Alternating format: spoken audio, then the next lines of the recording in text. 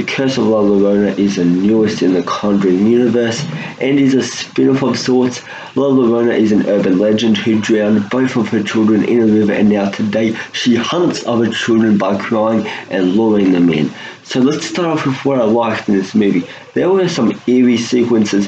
One that takes place in a hallway, which I thought was really creepy, and then there's another that takes place in a car, which I thought was really suspenseful. The mythology built behind the La Llorna I really liked. She is a great new addition to the Conjuring Universe. The direction was really good. Michael Chaves, this was his first directed horror film, and he does some really smart stuff in this.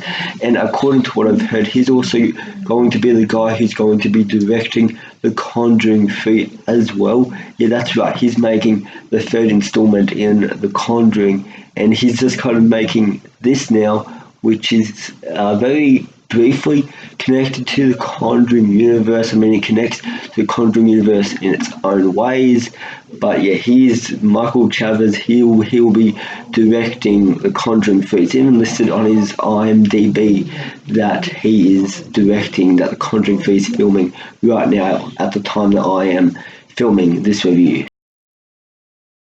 Not surprise me if La Llorna plays a big part in the Conjuring 3 storyline. Just saying, or even a cameo. I mean, that it's possible. It could definitely happen. Now let's get into my negatives. The characters.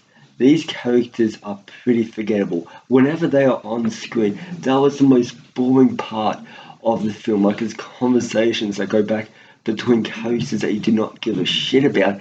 And when La Llorna is on screen, I found that to be a lot more entertaining than these characters. Like, these characters do not help drive this story forward. They're just kind of, there, and you don't really give a shit about them, and they're pretty forgettable. As I'm recording this review, I can't even remember what the characters' names were. The story is nothing new to us. What happens? A spirit demon gets unleashed. What does she do? She terrorizes a family.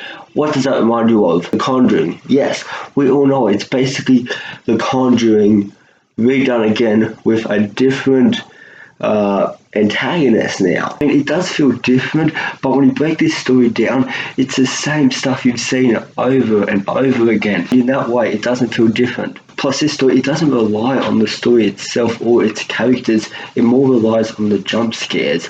And this isn't your really typical jump scare fest movie. There are certainly jump scares in this movie, but these are jump scares that build tension, and it builds tension for at least a good few minutes before the jump scare actually does happen. So it keeps on building that tension. When the jump scare actually does finally happen, it's actually effective, and the first few jump scares were actually effective because it actually builds tension through the scene. And then we get to the third act, which is your typical third act is get the demon out of the house act of this movie, because they put candles all around the house to stop the demon from getting inside, but one way or the other the demon does get inside, and we get our typical third act there. The demon does end up getting in the house because the back door is unlocked. And overall, as a first time director feature film, as his first time directorial debut here, it's good in that sense.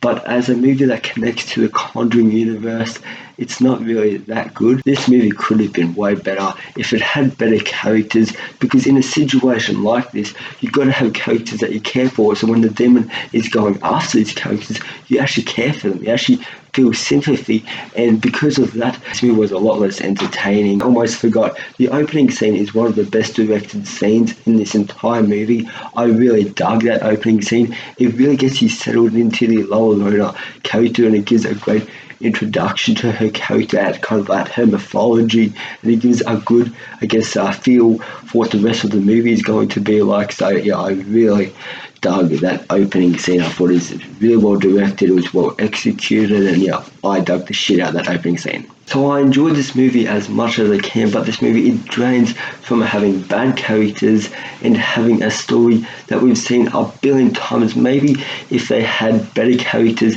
and a story that may have just changed up a little bit to change up this universe and to have something that's not so generic, this movie may have been a little bit more entertaining. But yeah, I enjoyed it as much as I could. I really dug the first act. I enjoyed the setup of this movie. There were some eerie sequences, there were some intense sequences throughout this movie, one in particular in the hallway, which I really dug that scene.